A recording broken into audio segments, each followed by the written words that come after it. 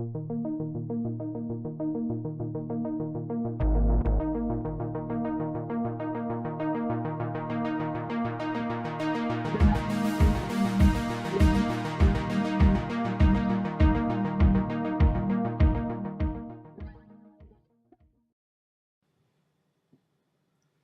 this video, I'm going to show you how to configure WordPress quickly.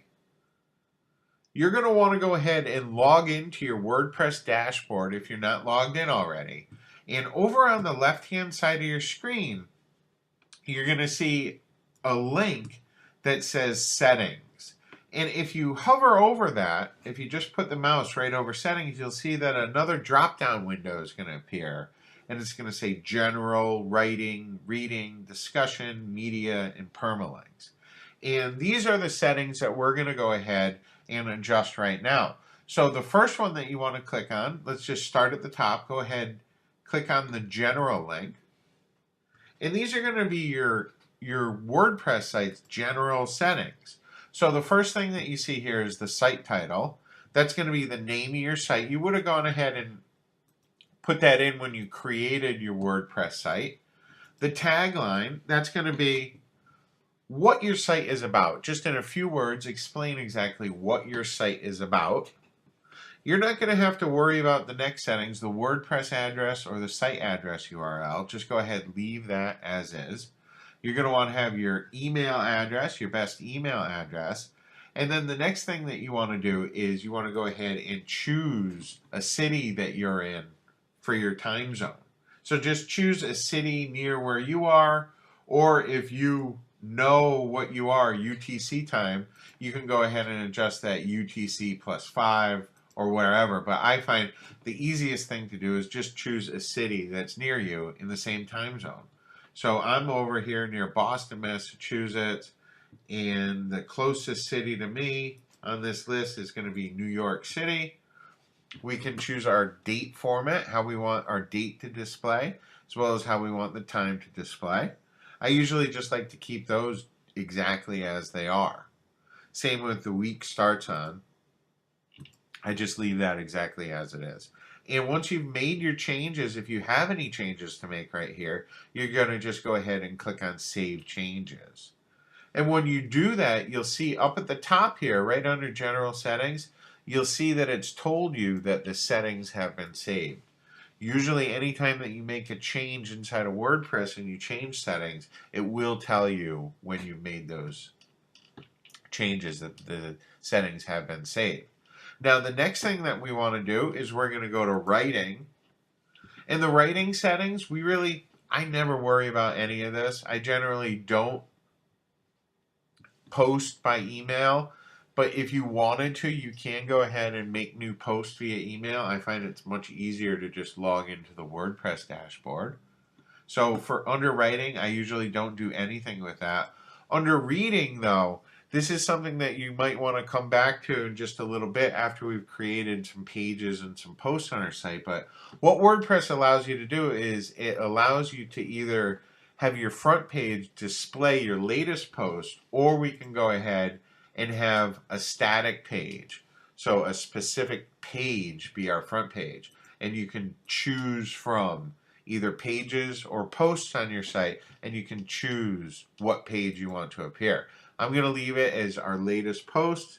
Same with this right here. We can decide how many posts we want to show at a time.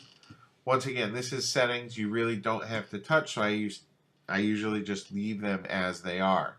But once again, if you do make some changes, go ahead and click on the Save Changes. And you'll see once again, settings have been changed. Now the next thing that you're going to want to do is click on Discussion. And Discussion is an important one. And when you're just starting out especially, you're going to want to make it so other people can't post comments on your WordPress site. Because what happens a lot of times, when you allow people to make comments on your site, you get loaded with spam. And it's happened to me on lots of different sites. So on brand new sites, I always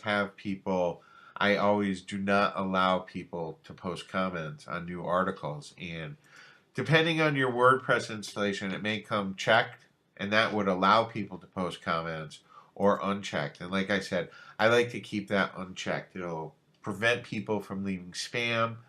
And generally, when I'm creating a site, I don't necessarily want to know what other people think. Like it says right here, these settings can be overwritten later on. So if later on you do create a page or a post that you do want people to comment on, you can write in that page, you can select people to be able to leave comments. So for now, I like to leave this off. The other settings, once again, I leave these pretty much as is because I don't worry too much about comments because I don't want people commenting on my website to begin with. If you did want people to comment, you can go ahead, adjust some of these settings, but for now we're going to just leave it as is. Just make sure that people cannot leave comments on your site. Once again, go ahead, click Save Changes. The media, we'll click that link. And on this page, we can decide how big we want our thumbnail images to appear, how big we would want a medium-sized image to appear, and how big a large image should appear. And we can also decide if we want to have WordPress organize the uploads into month and year-based folders. And you can either check that or uncheck it. The choice is yours.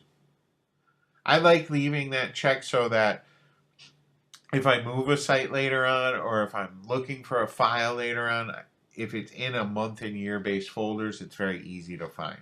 So I just leave that checked. Generally, the settings that WordPress gives you right in here, they're good enough.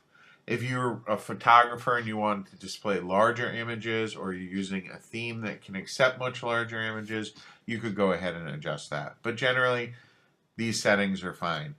Go ahead, save changes if you made any changes.